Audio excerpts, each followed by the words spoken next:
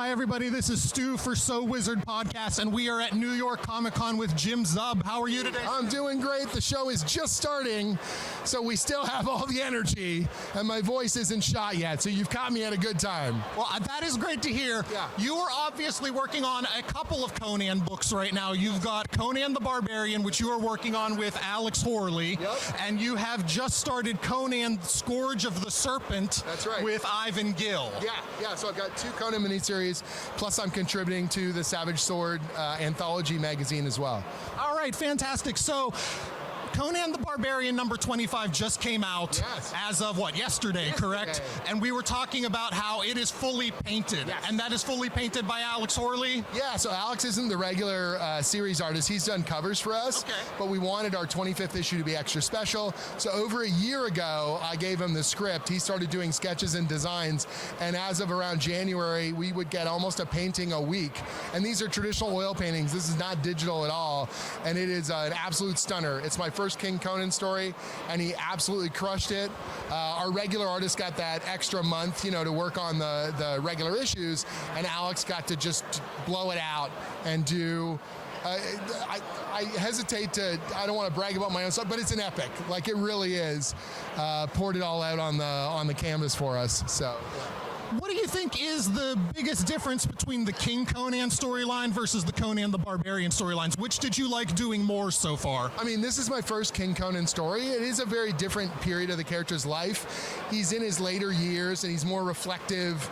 He's struggling more with kind of the dichotomy of being a king, but also still wanting the freedom of the barbarian soul where he can wander and slay as he will. And so there's a wistfulness to the character, and there's almost an internal kind of poetry and conflict to him that I find it's more nuanced. It's more interesting in that sense that you can kind of play with these different themes.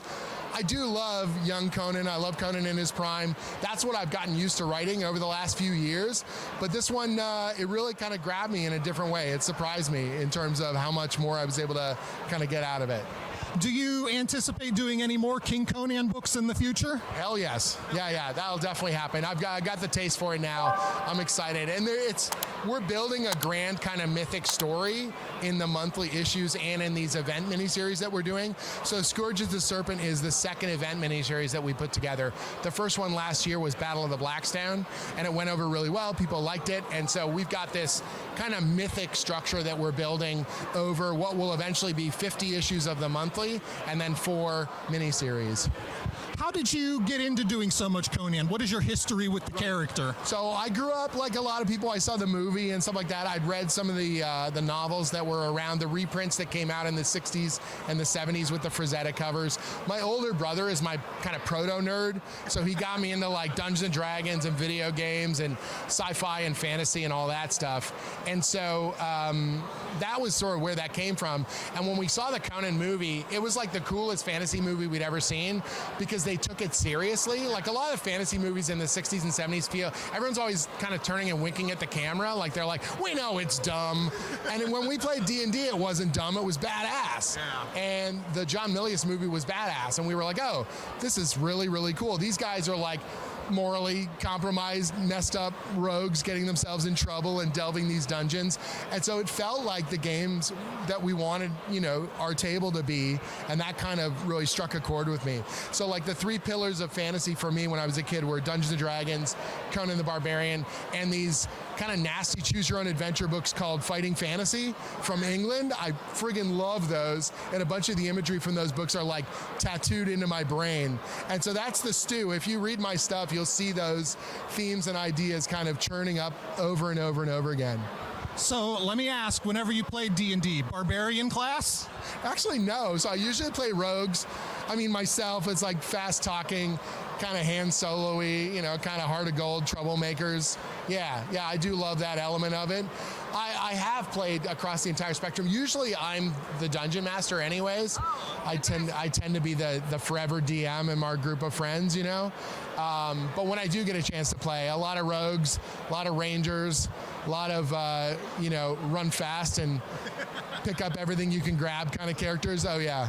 All right, awesome. Did you see the Jason Momoa Conan movie, and did that have any influence on you? I've seen it. I thought he visually looked great. I wish the story was a tighter adaptation of the original Robert E. Howard stuff. I thought that visually he had the look, and the voice was pretty good, but then what came out of the script never really felt like it came together for me.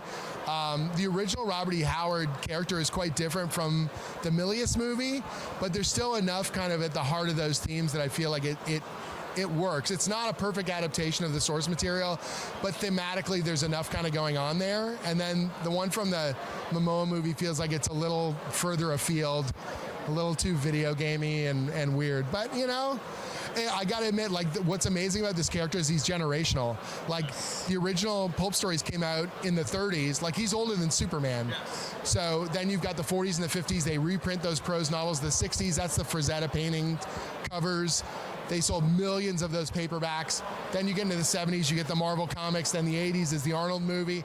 And now you've got video game players, more people playing Age of Conan and Conan Exiles, like hundreds of thousands or millions of players, that's their way into the character in that world. I don't care how you got here, as long as you're at the dance with us, that's what matters to me. As long as you're buying Jim Zub's Conan books. That's right. Buy Crom, and I buy as in B-U-Y. Buy Crom, that's right. So you've obviously done work for Marvel also. You've done Avengers, Thunderbolts, books like that. And Conan at Marvel. Yeah. What is it like being not so much out on your own, but working with Titan and doing more independent stuff? Well, what's fascinating this time is that I did Conan at Marvel, and it was a kind of a standard licensing deal. So there was an editor at Marvel that was handling it, and Mark was great, and our crew was wonderful. Corey Smith and just everyone we work with on the team was wonderful.